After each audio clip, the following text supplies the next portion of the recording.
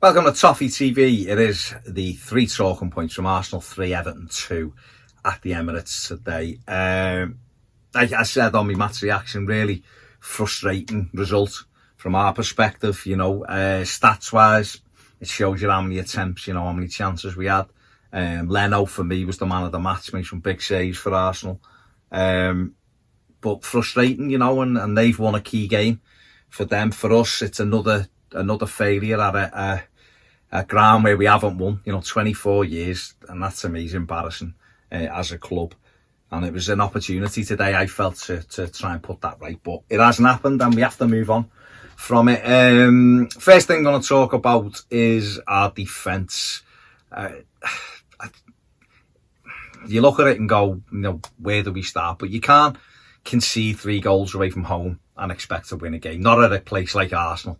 You just can't. And today the goals were so avoidable. Certainly the second and third. The first one, obviously, you can always look at a goal and go, we do this better and we do that better.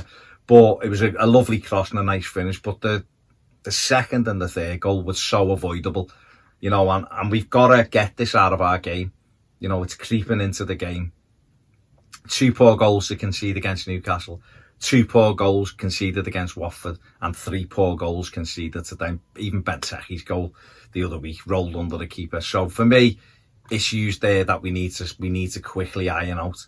I know today we didn't have Luca Dean, who's our first choice left back, and Leighton Baines has to do better for the winner. Quite simply, he has to stop the cross and doesn't.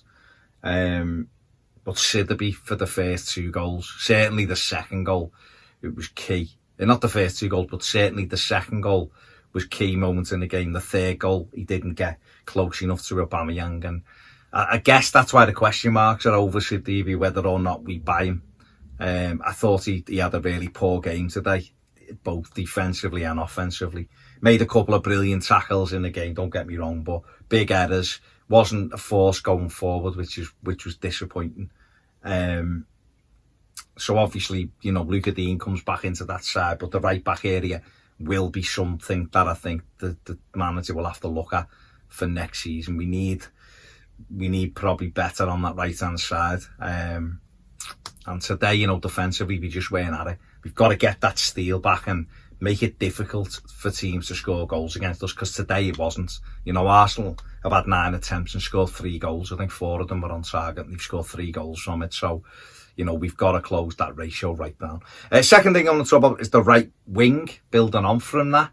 Alex Iwobi played there today, and I'm a fan of Alex Iwobi. I think he's a good player. I think he's got a lot to offer. But, I thought he worked hard today, but he just couldn't get himself in the game. He had one opportunity early on when we were winning 1-0. He blazed it over the bar. He side-footed one just wide and blazed another one over the bar in that first half. But he just didn't get on the ball enough. And I think definitely his best position is probably centrally, but he's more comfortable coming off the left-hand side, I think, when he comes inside than playing on the right. And that surprised me, the way the manager went with the team today.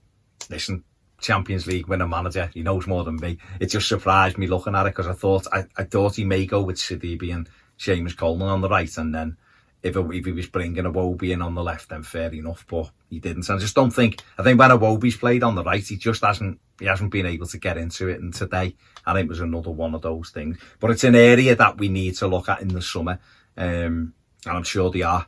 But it's definitely an area, because obviously when Walcott's out like he is at the minute, there's no real natural player to put there unless you put Richarlison out there, but then you're losing what he gives you in the final third. So it's definitely somewhere that we've, definitely a position we've got to look at in the summer, because there's a big gaping hole on that right-hand side.